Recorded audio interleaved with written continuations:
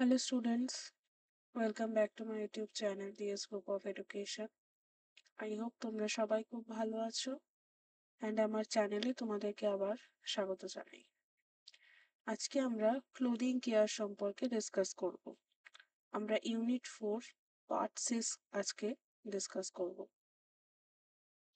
যারা ইউটিউবে first time এই ভিডিওটা দেখছো তারা অবশ্যই জেনে রাখো যে June 2025 home science UGC net নামে একটি প্লেলিস্ট তৈরি রয়েছে চ্যানেলে। তোমরা কিন্তু সেখান থেকে সমস্ত ভিডিওস দেখে নিতে পারো।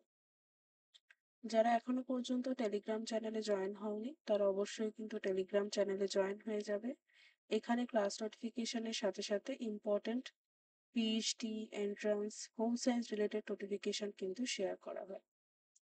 যারা ফেসবুকে আমার সাথে কানেক্ট করতে চাও তারা একাডেমি ডিএস হোম সায়েন্স নামে আমার একটি ফেসবুক অ্যাকাউন্ট রয়েছে, তোমরা সেখানেও যুক্ত হতে পারো। যারা পেইড ব্যাচে এনরোল হতে চাও বা পেইড নোটস নিতে চাও তারা এই নাম্বারে কিন্তু আমাকে হোয়াটসঅ্যাপ করতে পারো।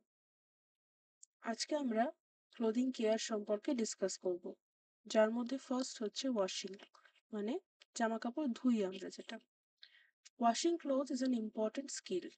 Washing is one way of cleaning, namely with water and often some kind of soap or detergent. আমরা সার্ফ সোডা ইত্যাদি ইউজ করে থাকি জামা কাপড় ধোয়ার সময়। তাতে কি হয়, তাতে একটা hygiene and proper health maintain হয়, কারণ পরিষ্কার পরিচ্ছন্নতা থাকে। এবার এই ওয়াশিং এর মধ্যেই কি থাকে, principles of washing and their application. যেরকম home laundering is one of the most important and common household chores. Humans have developed many specialized methods for laundering, ranging from the earliest pound clothes against rocks in running stream to the latest in electronic washing machines and dry cleaning. আগে মানুষ পুকুর পাড়ে আমরা দেখে থাকবো পাথরের উপর জামা কাপড় কাচতো, তাই না? এখন আমরা ওয়াশিং মেশিন ইউজ করছি, সেই ওয়াশিং মেশিনের মধ্যেও আবার কত রকমের ভ্যারাইটিস রয়েছে। তো যত বিবর্তন হয়েছে, বিবর্তনের সাথে সাথে জামা কাপড় ধোয়ার যে বিভিন্ন ধরন তারও কিন্তু পরিবর্তন এসেছে।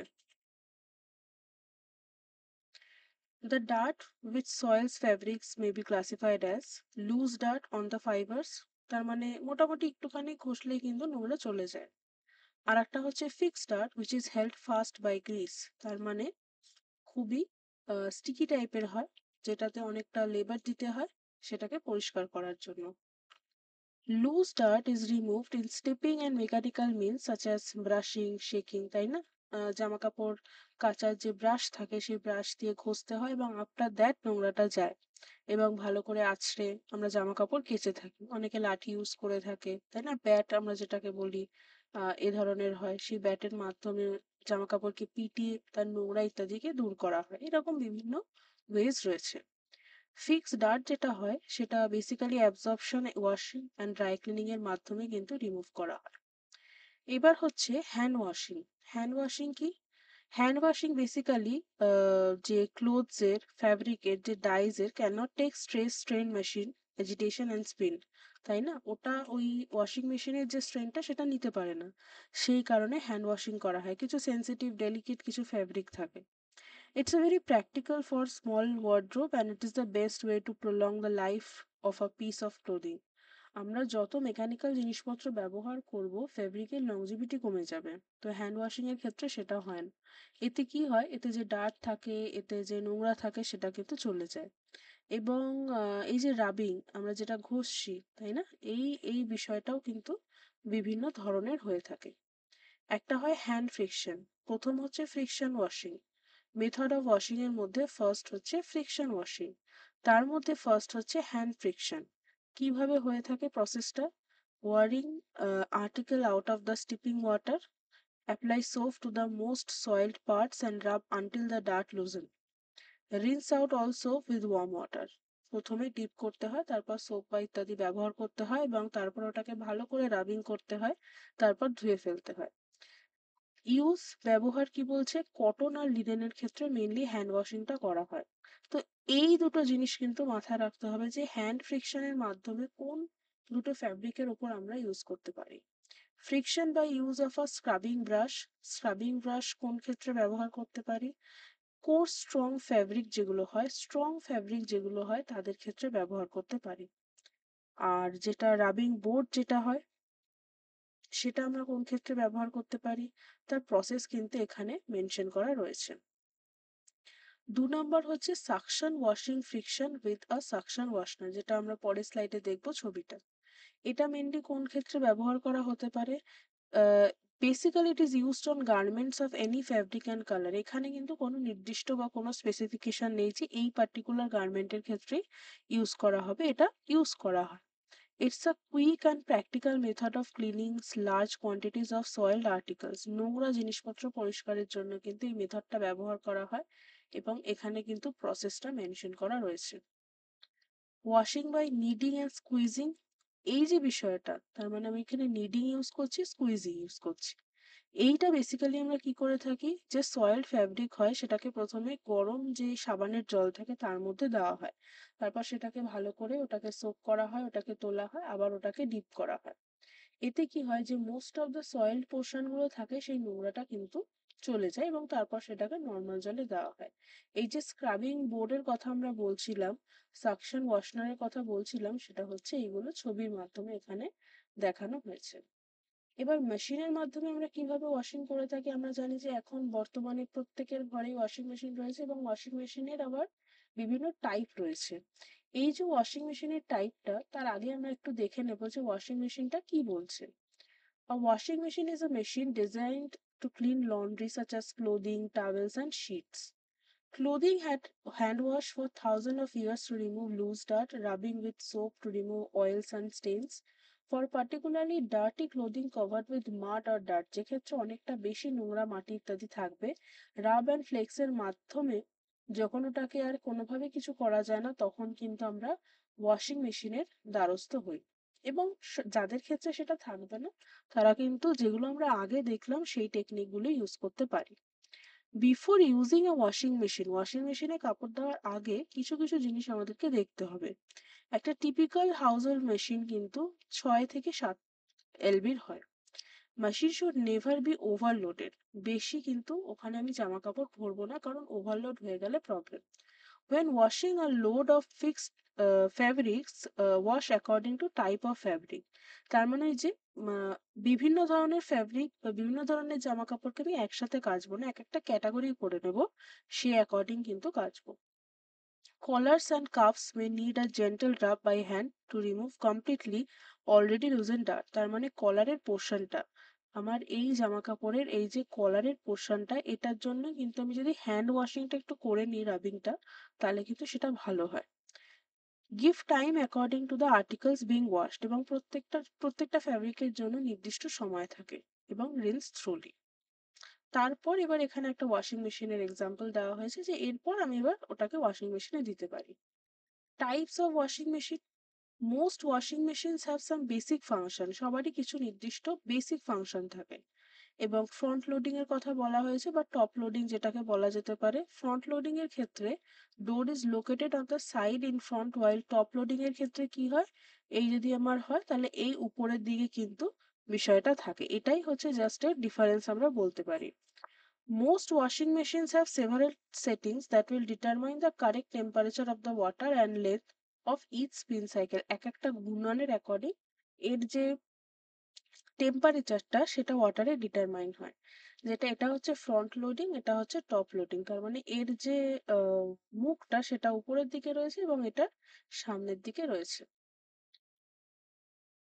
ফেব্রিক সফটওয়্যারস, এটা কি, এদেরকে ফেব্রিক কন্ডিশনারও বলা হয়। তার মানে কি, জামা কাপড় কাচার পর অনেক সময় আমরা কিছু এক্সট্রা লিকুইড ইউজ করি, যেরকম আমরা শ্যাম্পু করার পর কন্ডিশনার ইউজ করি যাতে চুলটা ভালো থাকে, সেম কিন্তু ফ্যাব্রিকের ক্ষেত্রেও হয়। এতে কি হয় যে ফ্যাব্রিকটা সেটা একটু সফট থাকে। It's prevent static clinch, make fabric softer. Some brands have washing powder have fabric conditioning built in. মানে তাদের ক্ষেত্রে আলাদা করে কিন্তু কোনো কন্ডিশনার ইউজ করতে হয় না, ওটা পাউডারের মধ্যেই থাকে, যাতে কি হয় আমাকে সেপারেট ওটা পারচেসের জন্য কিন্তু পয়সা খরচ করতে হয় না। Fabric softeners work by coating in the surface of the cloth fibers within a thin layer of chemicals. These chemicals have a lubricating properties, are electrically conducive, and making the fibers feel smoother and preventing buildup of static electricity. আরো কিছু function থাকে যেটা wrinkle resistant ইত্যাদি ইত্যাদি বিষয়গুলো কিন্তু fabric softener provide করে থাকে। একটা হয় ক্যাটায়নিক, একটা হয় অ্যানায়নিক। ক্যাটায়নিক যে ফ্যাব্রিক সফটনার্স গুলো হয় সেগুলো মেনলি কি হয়, এদের ক্ষেত্রে এরা ন্যাচারাল ফাইবার্স ক্ষেত্রে ভালো হয়, কিন্তু সিনথেটিক ফাইবার্স এর ক্ষেত্রে অতটা কিন্তু ভালো হয় না। অ্যান্ড এটা টেক্সটাইলের যে অ্যাবজর্বেন্সি, সেই অ্যাবজর্বেন্সিটা কিন্তু রিডিউস করে দেয়। এবং কনভেনশনাল সফটনার যেগুলো হয় এদের ক্ষেত্রে 4 থেকে 8% মতন অ্যাক্টিভ ম্যাটেরিয়াল থাকে, এবং 12 থেকে 30% মতন যদি আমি দেখি সফটনার কনসেন্ট্রেট থাকে। অ্যানায়নিকের ক্ষেত্রে অ্যানায়নিকের ক্ষেত্রে যদি আমরা দেখি তাহলে অ্যানায়নিক মেনলি কনভেনশনাল যে ক্যাটায়নিক সফটনার থাকে সেখানকার এজেন্টস ইউজ করা হয়, এবং এক্ষেত্রে এরা মেনলি আমরা যদি দেখে থাকি যে রিন সাইকেল যেটা হয়, they should be added in the rinse cycle, মানে যখন মেশিনের মধ্যে ঘুরছে, ঘূর্ণনটা হচ্ছে, যখন ওয়াশিংটা চলছে তখন কিন্তু আমরা এটা অ্যাড করতে পারি। যেরকম এখানে কিছু এক্সাম্পল দিয়েছে যে ইথক্সিলেট ফসফেট এস্টার কিন্তু এক ধরনের অ্যান্টিস্ট্যাটিক, সফটনিং এবং সারফেক্টেন্ট প্রপার্টিজ রয়েছে। কিভাবে সফটনারের ইউজ করার মেথডটা রয়েছে, একটা তো বললো রিন সাইকেলটা চলাকালীন আমরা ইউজ করতে পারি, কিন্তু হ্যাঁ, ড্রাই অবস্থাতে মানে যখন জল নেই জামা কাপড়ের মধ্যে তখন কিন্তু আমরা সফটনার ইউজ করব না। তাতে কি হবে, তাতে স্টিকি ভাবে কিন্তু আটকে যাওয়ার একটা সম্ভাবনা থাকে, এবং যেটুকু প্রয়োজন, যেটুকু মেনশন করা হয়েছে যতগুলো জামা কাপড়ের জন্য ততগুলোই কিন্তু আমরা ততটুকুই কিন্তু আমরা দিয়ে থাকবো। স্টার্চিং স্টার্চিং এর ক্ষেত্রে বিভিন্ন ধরনের স্টার্চিং আমরা ইউজ করে থাকি। একটা যেরকম আমরা যেটাকে বেসিক্যালি বলে থাকি যে জামা কাপড়ে মাড় দেওয়া হয়, এই যে মাড়টা এটা বিভিন্ন রকমের হয়। একটা যেরকম হয় রাইস স্টার্চ, আর একটা যেরকম হয় হুইট স্টার্চ, আর একটা হয় মেইজ স্টার্চ, আর একটা হয় টেপিওকা স্টার্চ, পটেটো স্টার্চ হতে পারে, এবং কমার্শিয়াল স্টার্চও হতে পারে, যেটা অ্যাভেলেবেল ইন দ্য মার্কেট। বিভিন্ন কোম্পানির রয়েছে, তাই না? এবং সেগুলো কিন্তু মার্কেট থেকে আমরা কিনে এনেও করতে পারি, আর বাকিগুলো যেগুলো বললাম সেগুলো আমরা বাড়িতেও কিন্তু তৈরি করতে পারি। লন্ড্রি ব্লুজ, এই লন্ড্রি ব্লুজটা কি, এটা বেসিক্যালি যেগুলো হলদেটে পড়ে যায় জামা কাপড়ের মধ্যে সেটাকে একটু কালার করতে কিন্তু ব্যবহার করা হয়, যেটা আমরা উজালা ইত্যাদি ইউজ করে থাকি। এবং টাইপস অফ ব্লুজের ক্ষেত্রে একটা ইনসলিউবল হয় আর একটা সলিউবল হয়। ইনসলিউবল কেন বলছে, it's do not form a clear solution, যেরকম আল্ট্রামেরিন and Persian blue.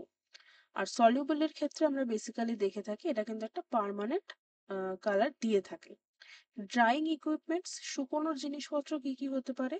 The washed clothes can be dried conventionally under direct sunrays when sufficient open space is available. যাদের ক্ষেত্রে প্রপার জায়গা রয়েছে যেখানে সূর্যালোক আসছে তারা কিন্তু একদম ন্যাচারালি বিষয়টা করতে পারে, কিন্তু হ্যাঁ, যাদের ক্ষেত্রে এই সুযোগ সুবিধাটা নেই তাদেরকে নিশ্চয়ই কিছু মেকানিক্যাল টেকনিককে ইউজ করতে হবে।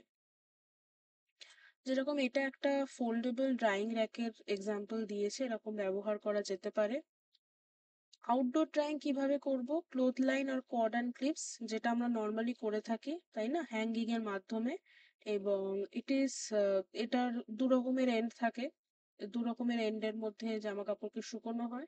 এবং the cloth line should be of sufficient length and strength to accommodate number and weight of the wet clothes, কারণ আমার তো একই ধরনের ওয়েটি জিনিসপত্র থাকবে না, এক একটা ফেব্রিকের এক একটা ওয়েট হতে পারে। কেউ বিছানার চাদর রোদে দিচ্ছে, তো সেক্ষেত্রে স্পেসটা অনেকটা বেশি লাগবে, তো এই সমস্ত জিনিসগুলো আমরা এক্ষেত্রে কিন্তু দেখে থাকবো। এরকম একটা এক্সাম্পল দিয়েছে যে ইনডোর ড্রাইং এডস এর মধ্যে এই জিনিসগুলো, যেরকম এখানে দুটো বালিশের কভারকে রোদে দেওয়া হয়েছে তাই না, জ্যাকেটকে রোদে দেওয়া হয়েছে। তো এই বিষয়গুলো কিন্তু এইভাবে জিনিসটাকে কিন্তু, এই যে লেন্থের আমরা সাইডের কথা বলছি, লেন্থের কথা বলছি, এইভাবে কিন্তু দেখতে হবে। So this is all for today. I hope আজকের ক্লাস তোমাদের ভালো লেগেছে। ক্লাস সম্পর্কিত যদি কোনো ডাউট থাকে তোমরা আমাকে কমেন্টে জিজ্ঞেস করতে পারো। Paid batch regarding or paid notes regarding যদি কোনো ডাউট থাকে তোমরা আমাকে এই নাম্বারে হোয়াটসঅ্যাপ করতে পারো, এবং যদি হোয়াটসঅ্যাপে প্রবলেম হয় আমাকে কিন্তু মেলও করতে পারো। সো আবার আমাদের সানডে দেখা হবে। সানডে আমরা আবার কিন্তু পিওয়াইকিউস নিয়ে হাজির হব। So thank you for watching, keep studying.